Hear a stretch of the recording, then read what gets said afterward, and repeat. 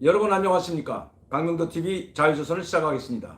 오늘은 제가 해외에서 방송을 하기 때문에 좀 미흡한 점 여러분들이 양해를 해주셨으면 감사하겠습니다. 우크라이나 사태가 정말 점입가경으로 치닫고 있습니다. 우크라이나를 도와주기로 했던 소방, 그리고 나토, 유럽연합국까지 말로만 우크라이나를 지지한다고 해놓고 군사적 지원은 뭐 전혀 없는 것 같습니다. 우크라이나 대통령이 이제는 우리 혼자서 스스로를 지켜야 한다, 이런 말까지 할 정도로 지금 우크라이나 사태가 긴박하게 돌아가고 있습니다. 러시아는 우크라이나 벨라루스 국경뿐만 아니라 동서남부 전체로 우크라이나 전경 지역에서 우크라이나를 향하여, 특히 키예브를 향하여 진격하고 있습니다. 러시아가 우크라이나를 침공할 때 푸틴 대통령의 여우작전이라고 명명을 했습니다. 자칭 루간스크 인민공화국 그리고 도네츠크 인민공화국이라는 것을 불의에 선포하고 러시아 두마라는 우리로 말하면 국회나 같죠. 그 국회에서 승인을 벼락같이 했습니다. 그리고 의회에서 승인한 것을 바로 푸틴 대통령이 비준하면서 러시아에게는 이 두간스크 인민공화국과 도네츠크 인민공화국이 국가로 인정이 되는 순간이었습니다. 그리고 루간스크 공화국과 도네츠크 공화국이 러시아에 협조를 요청하는, 즉 평화유지군을 요청하는 방법으로 러시아군이 바로 우크라이나를 침공했던 것입니다. 많은 전문가들이 러시아가 우크라이나를 침공할 때 러시아 국경을 넘어서 이 지역까지 진입을 하고 우크라이나 공화국, 즉 제렌스키 대통령과 평화협정을 맺을 것이라는 관측이 많았지만 그 관측도 빗나가고 말았습니다. 푸틴 대통령은 우크라이나에 전면전을 선포했던 것입니다. 그리고 항복하지 않으면 우크라이나를 항복시키겠다고 했는데 지금 우크라이나 키예브 주민들은 비상사태에 들어갔습니다. 젤렌스키 대통령은 우리 이제는 혼자 지켜야 된다, 누구도 우리를 도와주려고 하지 않는다, 믿었던 나토, 유럽연합 그리고 미국도 강 건너 불보듯 하고만 있습니다. 물론 푸틴 대통령을 비롯한 러시아 내각 관료들, 국방장관을 비롯해서 라브로노프 외무장관을 비롯한 고위 인사들을 개인적으로 제재를 가하고 푸틴 대통령도 제재를 가했지만 이것만으로 푸틴 대통령이 아마 눈도 깜짝하지 않을 것입니다. 그리고 최근에는 푸틴 대통령이 우크라이나를 공격하기 직전에 이미 미국에서 달러를 동결시키고 연방비준이사회에서 사용하는 그 국제통화를 막더라도 달러를 사용하지 않고도 국제적으로 무역 수출을 하는 그 결제를 할 수 있는 라인, 위안화 그리고 유로화로 많이 바꿔놨다는, 체계를 변경시켜놨다는, 다시 말씀드리면 우크라이나를 침공하더라도 미국이 아무리 경제 제재를 가하더라도 그것이 크게 러시아 경제에 타격이 되지 않는 방향으로 다 이미 조절을 했다는 것이 전문가들이 이야기하고 있습니다. 푸틴 대통령이 치밀하게 준비했다는 것입니다. 그리고 미국의 바이든 대통령과 바이든 행정부가 아무리 러시아를 경제적으로 제재한다고 해도 그렇게 큰 부작용이 없을 거라는 것을 간파했다는 것입니다. 오히려 이번에 푸틴과 그리고 러시아 정부의 강력한 군사적 힘을 전 세계에 과시할 수 있는 절호의 기회가 바로 우크라이나 침공이었던 것이 푸틴 대통령이 계획했던 바로 여우작전이라는 것입니다. 키예브가 함락 직전에 있습니다. 많은 외신들은 오늘 밤이 키예브 시민들에게는 운명의 밤이 될 것이라고 계속해서 뉴스를 보내고 있고, 키예브시 외곽 약 50km, 100km 지역까지 러시아 군대가 진격해서 포위망을 좁혀가 있다는 그런 좋지 못한 소식들이 계속해서 들려오고 있는 것도 사실입니다. 푸틴 대통령이 우크라이나를 침공하기 전에는 미국이 강력한 제재, 군사적 지원 뭐 다 약속하고 젤렌스키 대통령과 통화를 하면서 나토나 유럽연합이 우크라이나를 도와줄 것처럼 했지만 결국 우크라이나 인민들을 도와주는 나라는 그 어느 한 나라도 없는 것 같습니다. 미국이 러시아의 우크라이나 침공을 막기 위해서 특수부대 8,000명을 폴란드와 유럽 지역의 동부 유럽에 파견했지만 그것은 무력 시위에 불과했던 것입니다. 미국의 병력은 단 한 사람도 우크라이나에 진입하지 않고 있고, 또 군사적 지원, 미사일이나 공중 지원과 같은 것도 하나도 지금은 없다고 합니다. 말로만 계속해서 큰 소리 치고 있는 것이 바이든 행정부이고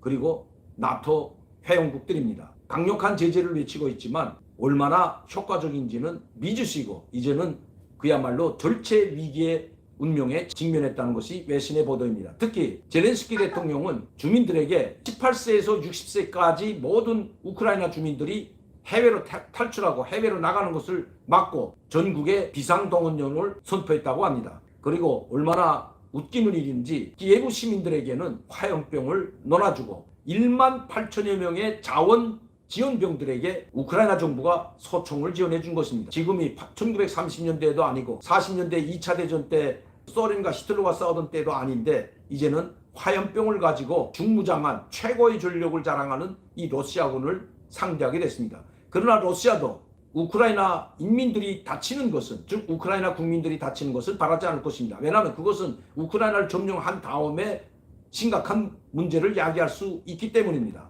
푸틴 대통령은 키예브를 포위하고 이제 마지막 협상에 나설 것을 강하게 요구하고 있습니다. 그 협상에 응하지 않는다면 러시아는 키예브를 전면 공격할 것입니다. 이미 키예브 주변에 있는 모든 군사시설을 러시아 미사일들이 정밀 타격해서 불능화시켰고, 특히 공군 비행장까지도 러시아가 이미 다 점령했다고 합니다. 이렇게 우크라이나가 무력하게 러시아군에게 당할 줄은 생각도 못했습니다. 왜냐하면 2000년대 초반도 아닌 2022년도에 지금 첨단 과학의 시대를 자랑하는 이 시대에 재래식 무기 소총 한 자루씩 가지고 화염병을 가지고 러시아 탱크와 미사일, 장갑차, 비행기를 상대해야 되는 그 우크라이나 인민들, 특히 키예브 주민들, 정말 바람 앞에 등불인 것 같습니다.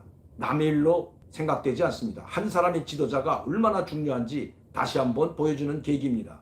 러시아가 우크라이나를 공격한다고 했는데도 불구하고 아무런 대응책도 준비하지 않았던 젤렌스키 대통령, 오히려 미국과 나토 연합국에 긴장을 조성하지 말라고 호통을 쳤던 젤렌스키 대통령, 그리고 자기 국민들에게 스스로 이제는 우리가 우리를 지켜야 된다고 화염병을 넣어주는 대통령, 이게 지금 21세기 우크라이나의 모습입니다. 만에 하나 북한이 우리를 공격한다면 우리는 어떻게 될까요? 키예브의 운명의 밤이 바로 오늘 결정된다고 합니다.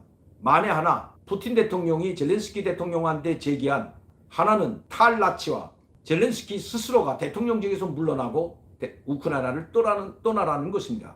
그리고 중립국으로 선포하라고 하는 것은 말이 중립국이지 군사화, 우크라이나가 군사화를 포기하라는 것입니다. 즉 모든 군대를 포기하라는 것입니다. 이거 전혀 독립국가의 자격을 박탈하려고 하는 것이 푸틴 대통령입니다. 받아들일 수 없는 조건을 계속해서 내놓고 있습니다. 젤렌스키 대통령 여기에 결사항전을 이야기하고 있지만 참 정말 우크라이나 국민들 이 난관을 어떻게 극복할지, 러시아의 그 강력한 공중과 그리고 미사일, 그 탱크 앞에 어떻게 방어할지 정말 난감하기가 그지없는 것 같습니다. 그러면 미국은 왜 강력한 군사적 지원까지 약속했을까요? 지원해주지도 못하면서. 미국의 입장은 무엇일까요? 저는 개인적 입장이지만 모든 정세를 분석해 볼 때 또 러시아의 전력은 막강합니다. 물론 오늘 밤에 우크라이나 키예브 도시가 수도가 함락되지는 않더라도 지금 시간 문제라는 것입니다. 러시아의 그 강력한 군사력, 병력 앞에 우크라이나군과 국민들의 저항은 무의미하다고 합니다. 많은 희생만 낳게 될 것이라는 것입니다.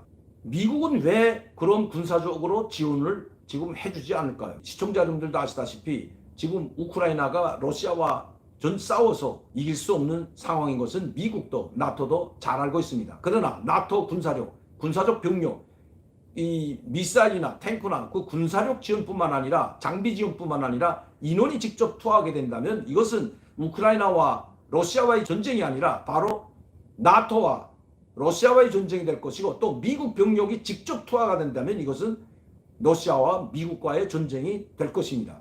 물론 본토들과의 싸움은 하지 않겠지만 우크라이나를 사이에 두고 강력한 미국과 소방, 그리고 러시아가 우크라이나 땅에서 최첨단 장비들 그리고 군사력이 총동원된 그런 엄청난 전쟁이 벌어질 것은 틀림없습니다. 그러나 여기에서도 이길 수 있는 승산이 없다고 보는 것이 바이든 대통령이고 바이든 행정부인 것 같습니다. 나토도 마찬가지입니다. 우크라이나를 위해서 나토가 자기들의 병력을 투입시켜서 거기에 피해를 보는 것을 그렇게 달가워하지 않는 것 같습니다. 미국도 마찬가지죠. 승산 없는 전투에 미군 병사들을 투입했다가 만에 하나 실패하게 된다면, 즉 우크라이나를 지켜내지 못하게 된다면 여러분 어떻게 되겠습니까? 그 책임은 고스란히 바이든 행정부와 바이든 대통령에게 돌아가게 될 것은 불보듯 뻔합니다. 이러지도 저러지도 못하고 경제적 제재만 가하겠다고 호통치고 있는 바이든 대통령, 종이 호랑이에 불과하다는 것 푸틴 대통령이 이미 다 내다보고 우크라이나를 침공했던 것입니다.